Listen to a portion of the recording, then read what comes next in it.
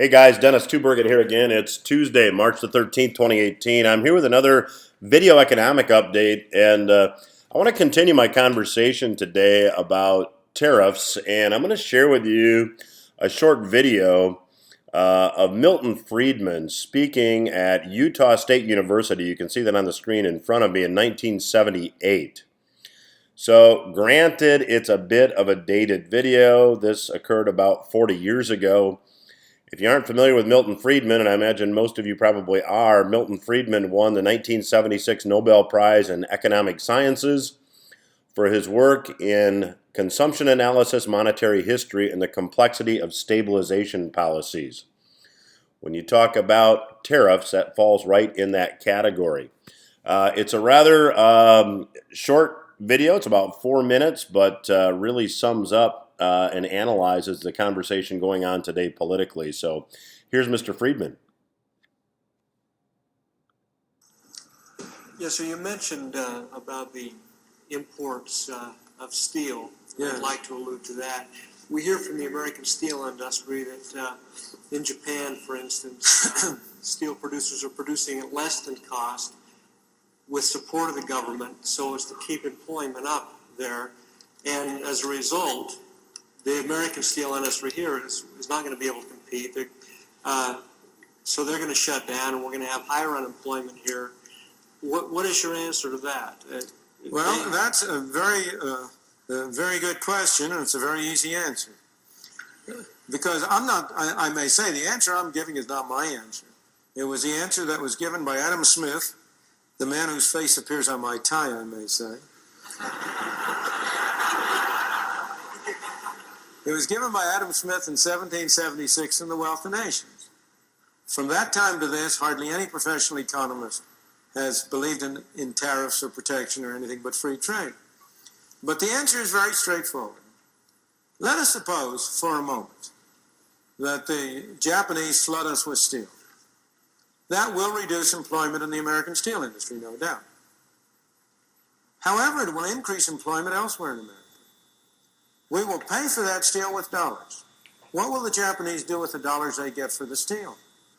They aren't going to burn them.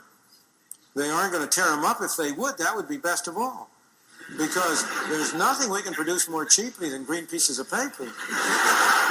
And if they were willing to send us steel and just take back green pieces of paper, I can't imagine a better deal.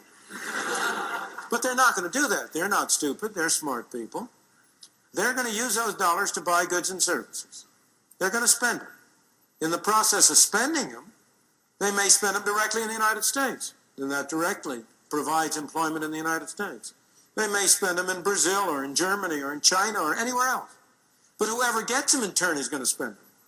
So the dollars that we spend for the steel will find their way back to the U.S. as demand for U.S. goods and services. You will have less employment in the steel industry. You will have more employment in the industries producing the goods we export. Overall, total employment will not be affected. But overall, the American consumer will be benefited because he will get the steel more cheaply and the goods made from the steel more cheaply than he otherwise would. That's the benefit to the American consumer. Now, why is the steel industry and similar industries, why are they so effective in their campaigns for protection? Because of a very common problem that affects not only this but lots else, and that is the difference between the visible and the invisible. The people who are going to lose their jobs in steel are very visible. They're a collective group. You can name their names. Suppose we restrict imports from Japan. Then people are going to lose their jobs in these export industries. They will be widely spread over the country. You and I couldn't name one person. But that doesn't mean they're any less real. But the greater propaganda effect of the steel industry is because you can set the visible is a more potent political force than the invisible people who will lose their jobs. I urge on those people who think there's some sense to the steel industry argument to consider it in a more absurd setting. You very often bring out the logic of an argument by carrying it to an extreme. You know, you could have a great employment in the city of Logan, Utah, of people growing bananas in hothouses. If we had a high enough tariff on the import of bananas, it could become profitable to build hothouses and grow bananas in those hothouses. That would give employment. Would that be a sensible thing to do? If that isn't sensible, then neither is it sensible to artificially restrict the import of steel. Now, with respect to the charge that the Japanese government is subsidizing the export of steel, number one is very dubious that it's true, but suppose it were true. Then that would be a foolish thing for the Japanese to do from their own point of view. But why should we object to their giving us foreign aid? I'm Dennis Tubbergen, and that is today's video economic update.